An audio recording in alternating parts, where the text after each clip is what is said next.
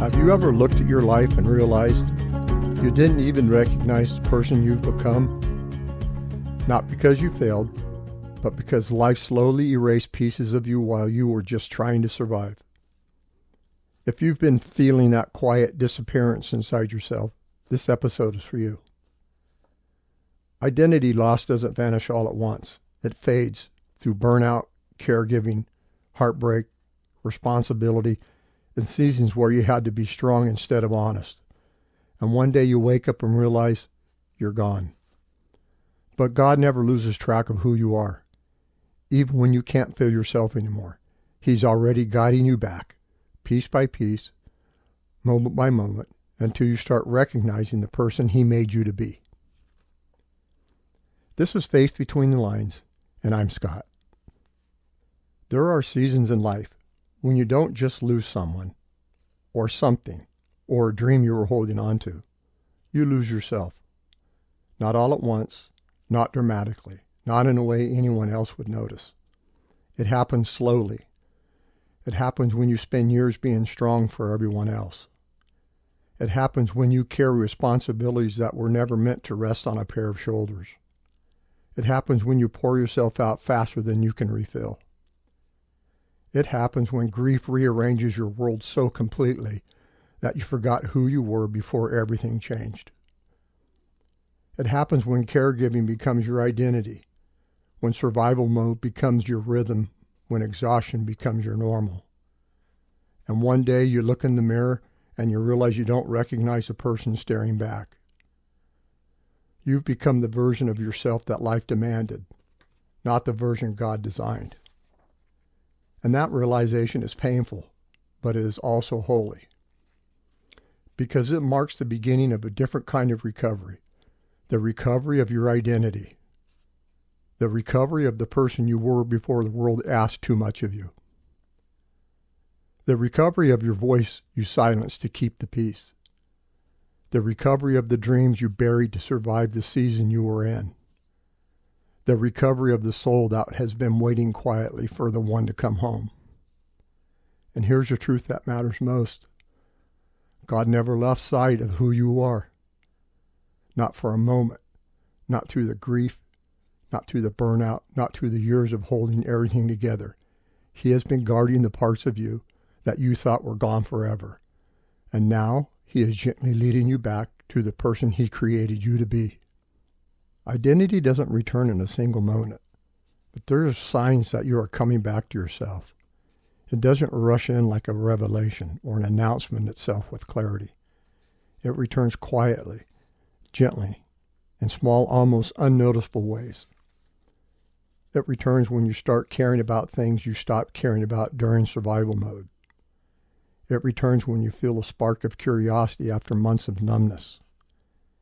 It returns when you hear your own laughter and realize you haven't heard that in a long time.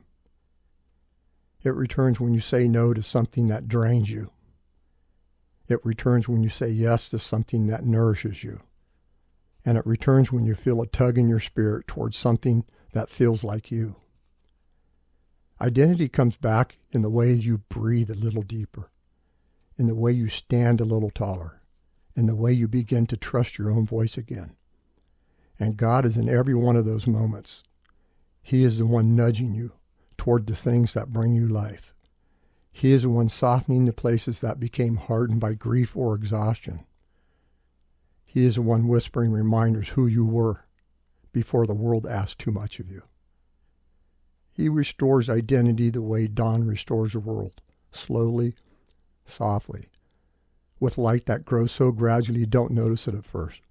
But then one day you catch yourself doing something you haven't done in years, something simple, something small, something deeply you, and you realize, I'm coming back. Not to who I was before the pain, but to who you truly are, the person God has been guarding, the person God has been guiding, and beneath every burden you carried. Identity recovery is not about returning the past. It's about returning to your God-given self. And that return is one of the holiest recoveries of all. And in life, your identity can get lost, and God can bring it back to you. Identity doesn't disappear in a single moment. It fades in layers. It fades when you spend years being strong for everyone else. It fades when you silence your own needs to keep the peace. It fades when you carry burdens that were never meant to be yours. It fades when grief rearranges your world so completely that you forgot who you were before the loss. It fades when caregiving becomes your entire life and you forget what it feels like to have life of your own. It fades when you stop dreaming because dreams feel dangerous. It fades when you stop resting because resting feels impossible. It fades when you stop feeling because feelings feel overwhelming. Identity gets lost in the slow, quiet ways. We abandon ourselves to survive the seasons we're in. But here's the sacred truth. God never abandons the parts of you that you've forgotten. He holds on to them. He holds on to them when you're too tired to. He protects them when your life wears you down. He guards them when your grief tries to swallow them whole. And when the time is right, He begins to bring them back to you. Not all at once. Not in a way that overwhelms you, but gently, patiently, with the tenderness that honors everything you've been through. He brings back the parts of you that were buried under responsibility. He brings back the voice you silenced to survive. He brings back the dreams you tucked away for another time. He brings back the spark that grief tried to extinguish. God rebuilds identity the way a craftsman restores something precious, slowly, carefully, with reverence for what was endured. And as He restores you, you begin to realize something beautiful. You are not returning to who you were before the pain. You are becoming who you were always meant to be. The truer you, the deeper you, the more grounded God anchored you. Identity recovery is not about going backward. It's about going home. There comes a moment in identity recovery when you start to recognize yourself again. It feels almost like turning a corner in your own life. It doesn't arrive with fanfare. It doesn't announce itself. It doesn't feel dramatic.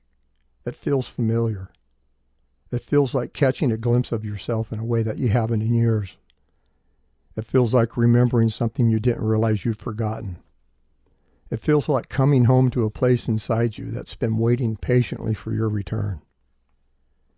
You notice it in small ways first, in the way you speak with more honesty, in the way you choose rest without guilt, in a way that you stop apologizing for taking up space.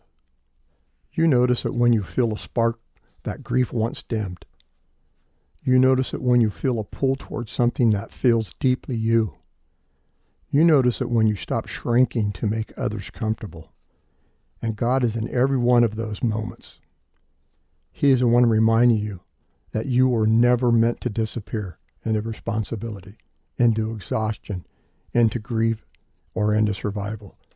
He is the one whispering, this is who you are, not the version shaped by loss, not the version shaped by pressure, not the version shaped by years of being strong, but the version He created, the one with purpose, the one with tenderness, the one with depth, with a soul that still reminds what it means to be alive. Identity recovery is not about becoming someone new. It's about rediscovering the person God has been holding safe beneath every burden you've carried.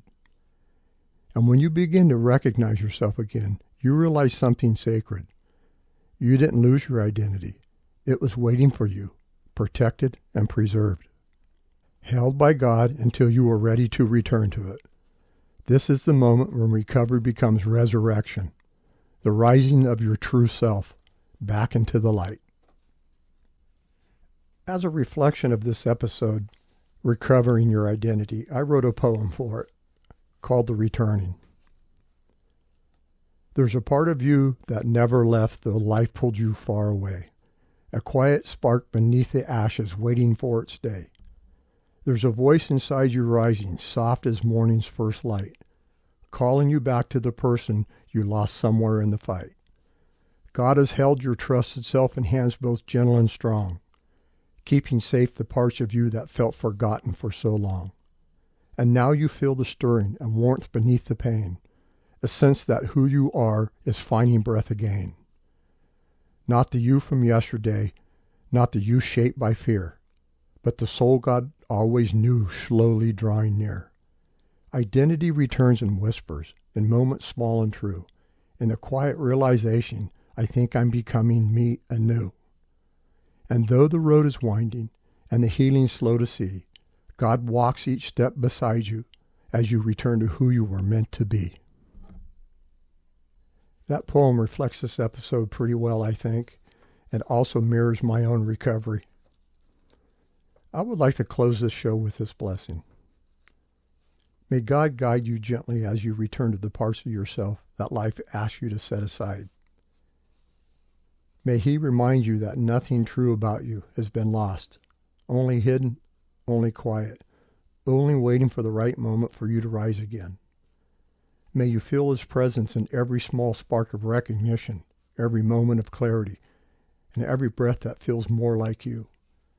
May He restore the pieces of your identity that were worn down by grief and by responsibility, by exhaustion and by seasons that were hard and had no choice but to survive. May He bring back your voice, your courage, your tenderness, your dreams, not as they once were, but as they were meant to be now. And may you trust this. As you continue your journey, you are not returning to who you used to be. You are returning to who God has always known you are. May His peace steady you, His love surround you, and His hand lead you as you come home to yourself, one sacred step at a time. This is another piece in my recovery arc. I hope that something resonated with you. Your comments are always welcome. You being here in this space matters. This is Faith Between the Lines, and I hope I met you right where you are. And until next time, remember, you are never walking alone.